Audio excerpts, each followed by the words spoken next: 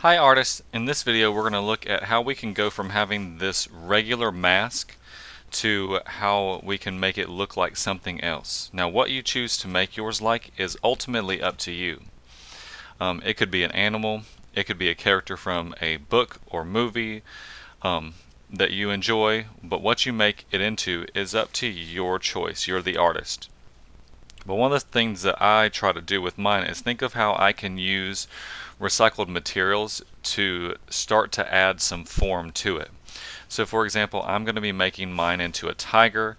So I found a bottle cap and a few plastic containers to try to make the snout for it, like that.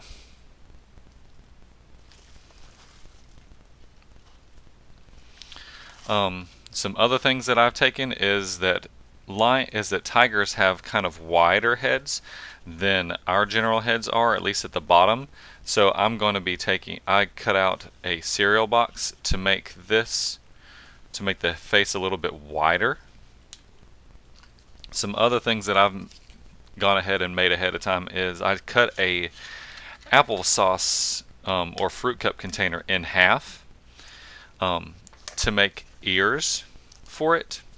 And one of the things that I want to make sure I point out is that with each of these things I've cut out little rectangular pieces of cardboard, and the point of those is to have something sturdy that I can use to connect these things onto there. So I'm using these as a bridge between them, and that's just to hold them in place until I can cover these things with paper mache. So I would recommend doing that as well. So cut a few rectangle pieces of cardboard. One thing to keep in mind when you're making this is that you're making this to be a mask. So it's not going to look exactly like the animal that you're doing. And that's partially the point, because your face and an animal's face are different from each other. We have some key differences. Our eyes are in slightly different places than many animals that you're going to be representing. So there are going to be some differences between your mask and the thing that you are representing. And that's okay. Keep that in mind. That is okay. So I'm trying to think of a good place. We'll do it right there, I think. Let's look. Yeah, maybe so.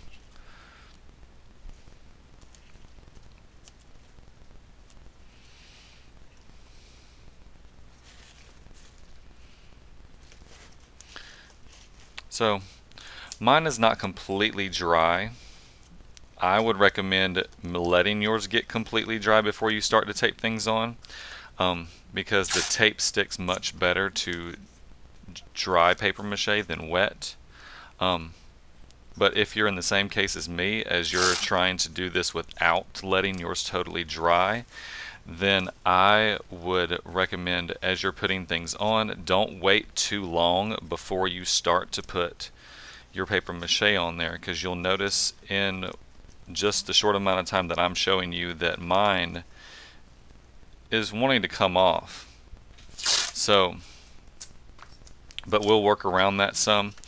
One of the things that I will tell you is that if that's happening with you as well, then what you'll want to do is, as quickly as you can, try to cover things up with paper mache, because the paper mache will hold it down permanently. The paper mache is twofold. It's meant to help you with joining things together, and it's also meant to unify it, and it's also a permanent glue. So it has multiple functions to it. So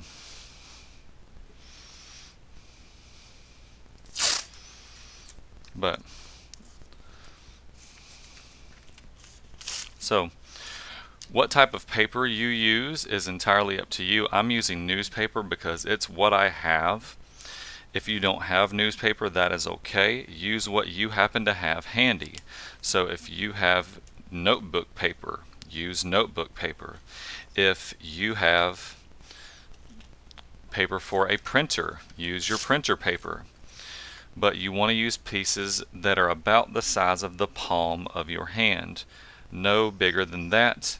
And in some places, you're probably going to want it to be a little smaller than that.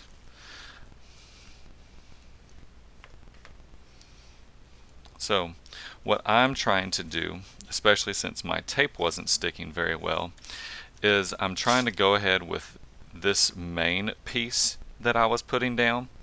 I'm trying to make sure that I get my tape covered with paper mache, because that's going to weigh it down. And the tape is only meant to be temporary anyway. So trying to make sure that it gets connected to my mask before I worry about covering this plastic container.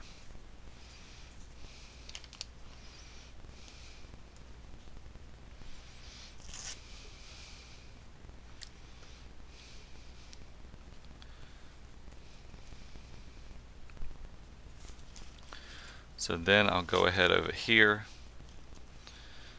and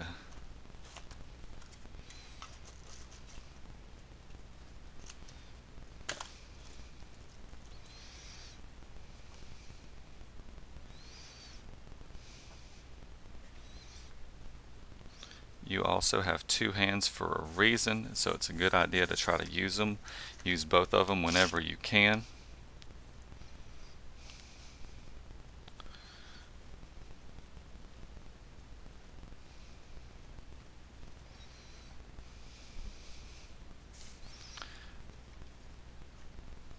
One thing to know and not be discouraged by is that paper mache is at its weakest when it is wet. So when you're working on it, it's at its weakest at that moment. So once it's dry, once that glue has set, it's going to be significantly stronger. But one thing you'll notice that I'm doing as I'm attaching this piece of cardboard is I'm trying to make pieces that go from the mask that I made earlier to the pieces that I'm connecting. So we're trying to use the paper mache, our paper and our glue, to join those together to make them one solid piece.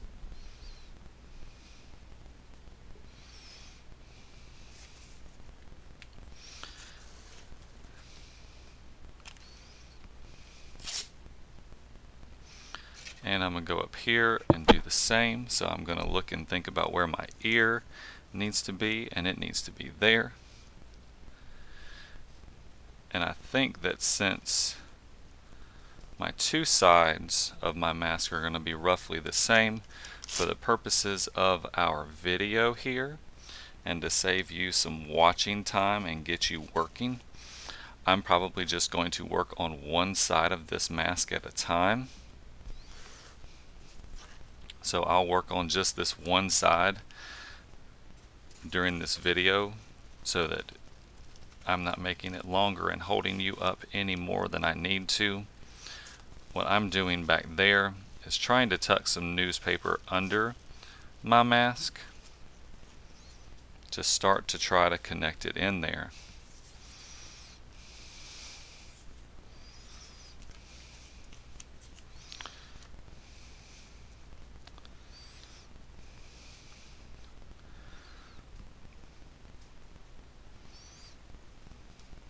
There we go. Now that's finally starting to hold on there. So one thing that I already kind of see that I'm not really digging is this face is the nose here. So I was thinking I might need a bridge, and I think that's going to be the case, because so as you're working, your original plan will probably change some, and that is okay, because as you work you see things that you might not have noticed before. So I want this to have more of a gradual kind of snout to its face. So I'm going to add that on there.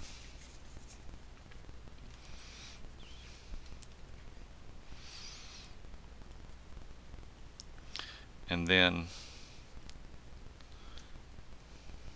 what I'll do is drape that piece, drape some newspaper over that,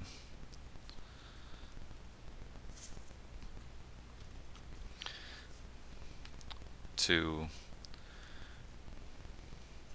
bring that all together.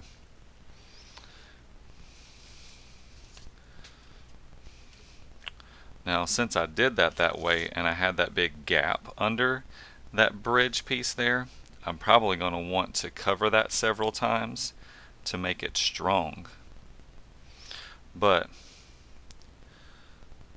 that's going to give me more of a tiger's face than if I had just left that without that piece.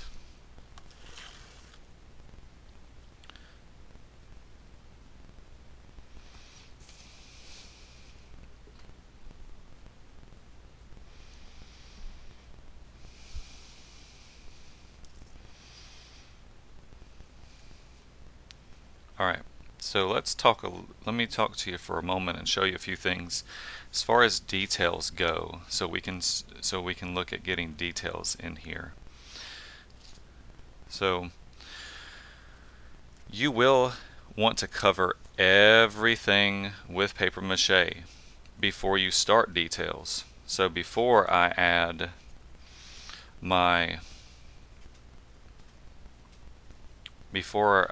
would add details, I would want all of this covered in paper mache, all of it in one unified piece. So, but then once I get there to that point, I want to think about details that would really start to make this look like my animal or my person that I'm trying to make my mask look like. So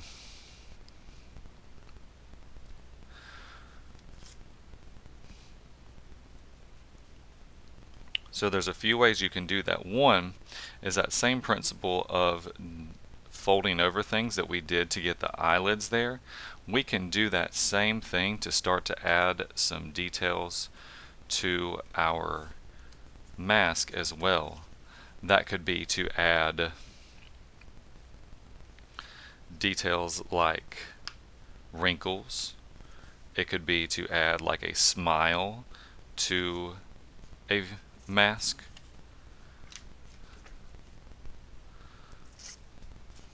So let me show you what that could look like. So say for example up here,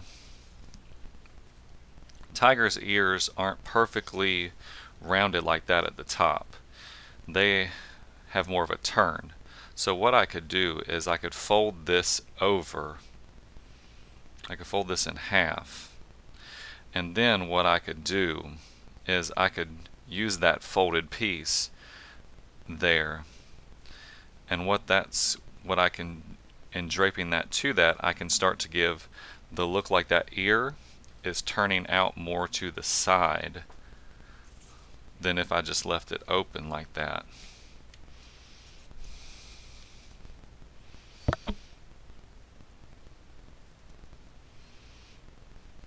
And then I'm going to attach a piece or two to sort of connect that, blend that in to that ear.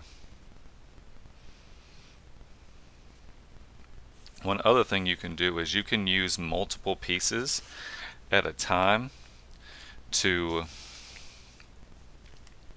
start to define something. So like down here, I want this to be rounder than it is. It gets very flat under that nose and it's not really supposed to. So what I'm going to do is I'm going to ball up some newspaper right down here,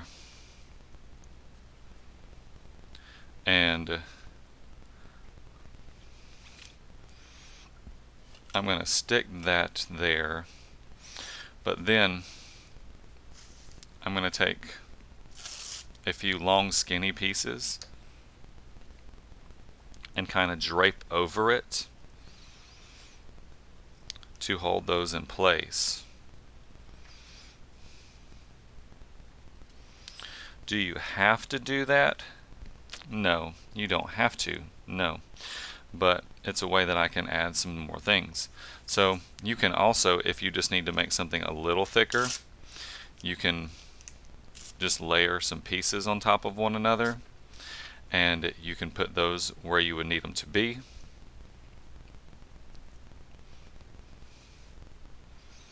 So I could start to layer some pieces on top of each other here to start to round out that snout on the side. One other thing that I could do for like hair, because over here is mostly supposed to be hair, so what I might do is I might actually dip a piece and then kind of make it almost look wrinkly like hair and put that over here on the side to start to give the look of the fur and hairs of that tiger. So this nose, and then for that nose, what I might start to do is similar to down there. I'm actually going to ball up a piece of paper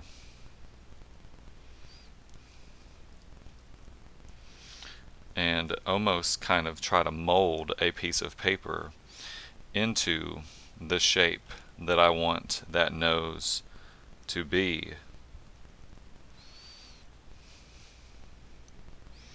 So thinking about like a tiger's nose and what shape that nose needs to be, and try to mold it into that shape.